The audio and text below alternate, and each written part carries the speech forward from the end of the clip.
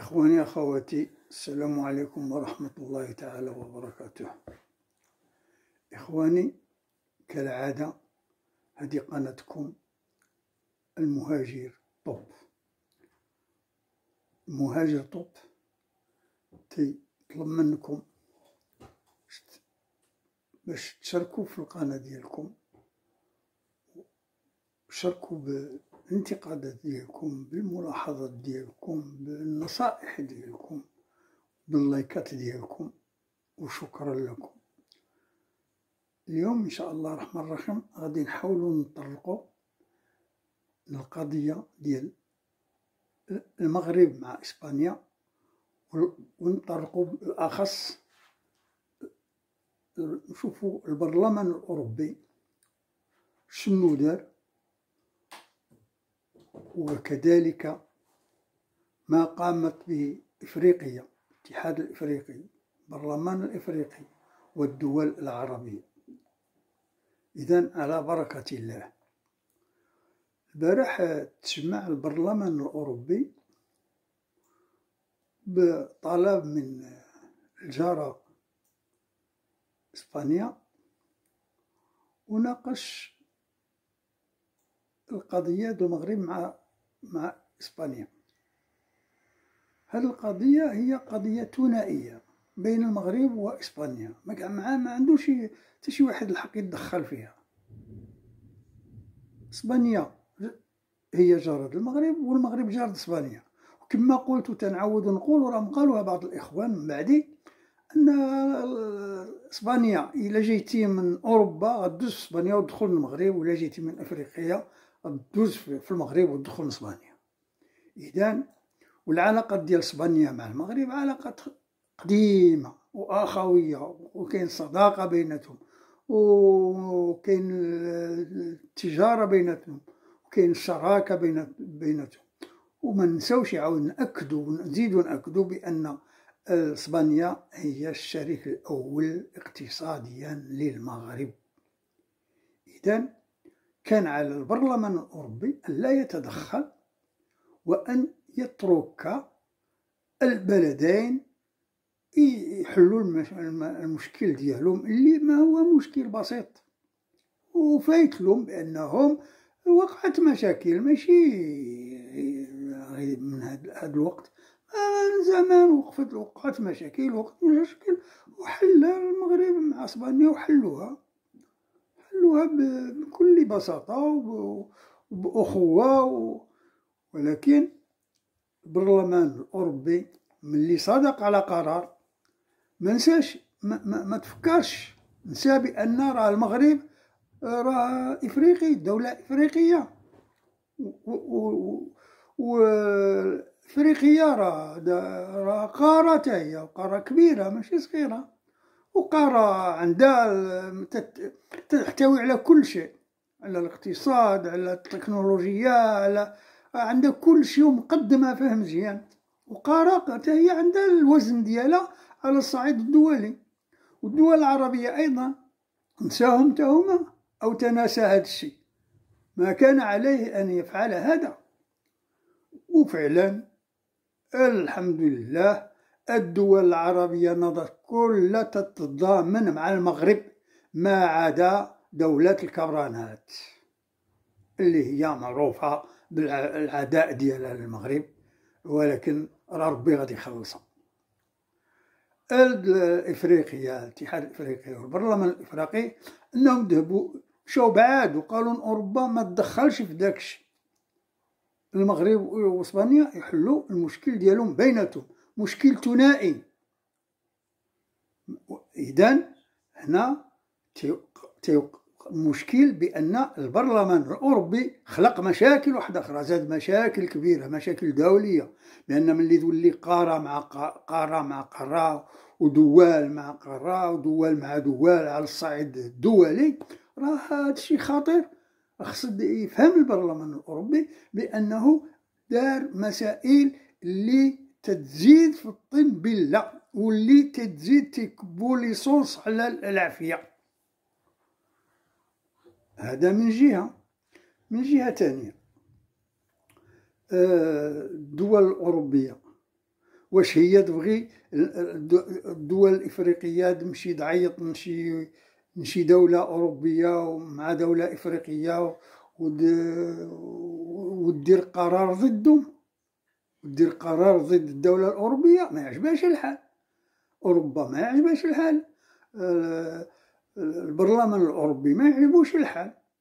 حاجه تانية، الله يخليكم، السيمانه اللي فاتت البرلمان الاوروبي شنو عمل؟ دار قرار ضد الرئيس السابق لكاتالونيا، ودار جردو من الحصانه البرلمانيه ديالو، الحصانه البرلمانيه الاوروبيه جردو منها بقرار.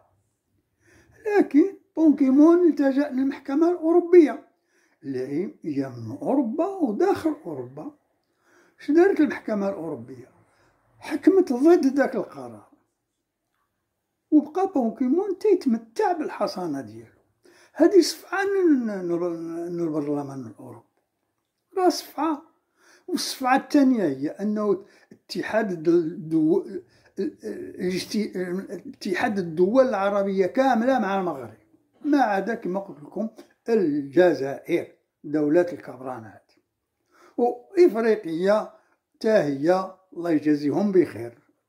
إفريقيا ناضت قوية بكل قواها وطلبت من الاتحاد الأوروبي إبعاد على هذا الشيء، وكاين اتفاقيات تحرم هذا الشيء، تمنع هذا الشيء باش ما يدخلوش بحال اللي داروا دابا دارت أوروبا. راه كاينه اتفاقية بين الاتحاد الإفريقي وبين الاتحاد الأوروبي. مزيان، هذا الشيء كله داروه علاش؟ باش يحميو شي ويحرضوا شي على شي. إذن هنا إخواني أخواتي خصنا حنا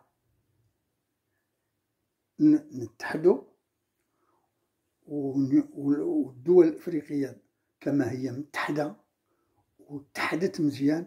وهذا المناوشات اللي داروا العديان ما جعلت إلا الإفريقية تتوحد والدول العربية تتوحد. وزيد على هذا أن حتى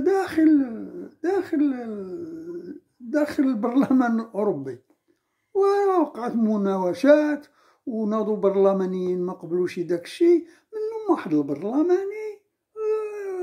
برلماني واعي قال لهم انا ما نقدرش نصوت على هذا القرار لان فيه الكذوب، لانه مزيف. اذن هذا الشيء من داخل البرلمان الاوروبي. كاين بزاف د البرلمانيين اللي ناضوا ضد ذاك القرار، ولكن المشكل والغالب في الامر وهو انه البرلمان الاوروبي مكون من احزاب سياسيه. ذاك الاحزاب السياسيه فيها اللي ما تيحملوا لا المغرب ولا افريقيا ولا هذا كل اي حاجه جابت لهم شي دوله ديالهم ودخل لهم المغرب ولا دوله افريقيه كما كانت، اي نضو تيتجمعوا ويصفقوا. ولكن البرلمانيين الاحرار والبرلمانيين اللي عندهم عقل ثابت وتيشوفوا المصلحه ديالهم وديال الغير، ماشي المصلحه ديالهم، هما تينوضوا ضد القرارات الطائشه الى بغيت. داخل اسبانيا نيت، داخل المملكه الاسبانيه ناضوا وزراء سابقون تينددوا بهذا الشيء، وناضوا شخصيات كبيره تينددوا بهذا الشيء وتيقولوا علاش هذا الشيء يكون ضد المغرب، خصوش يكون.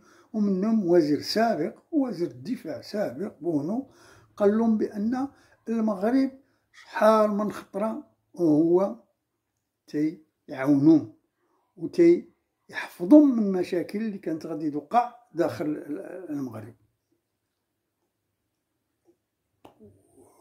وهادو اللي داخل اسبانيا وعارفين هذا الشيء راهم عارفين شنو وقع وشنو المشكل اللي كيف خلق المشكل. ولكن الله يهدي الدولة الجارة ما تمشيش مع داك الجنرالات وداك الكبرانات وداك هاهما دابا ورطوا المغرب مع اسبانيا اللي دولتان صديقتان زعما لا ينكر وغادي يبقاو صديقتان. ورطوا البرلمان الأوروبي، ورطوا الاتحاد الأوروبي مع الاتحاد الإفريقي ومع البرلمان الإفريقي ومع الدول العربية. خص الواحد يعرف بأنه فين غادي وشنو تيدير. البرلمان الأوروبي راه مكون زعما من ناس واعيين مثقفين تيعرفوا القانون، ولكن تنظن أن هذا خطأ وقع. أنا كما قلت لكم الصدمة الأولى تلقاها البرلمان الأوروبي من عند بان كي مون ملي جردوه من الحصانة ديال البرلمانية ديالو، والمحكمة حكمت لصالحه. ظنوا بأنهم غادي المغرب يديروا له شي حاجة وغادي يضعفوا المغرب. غدا المغرب الحمد لله ضحية إفريقية عاوناته كاملة. الاتحاد الإفريقي بالبرلمان ديالها بكل شيء اجتمعوا ولاو متحدين مزيان. الدول العربية كلها اجتمعت حوله وكلهم تيطلبوا باش القضية هي ثنائية تحل بين اسبانيا والمغرب. ومن هاد القضية هذه تنظن أن البرلمان الأوروبي راه خدا واحد درس مهم. والسلام عليكم ورحمة الله إخواني أخواتي.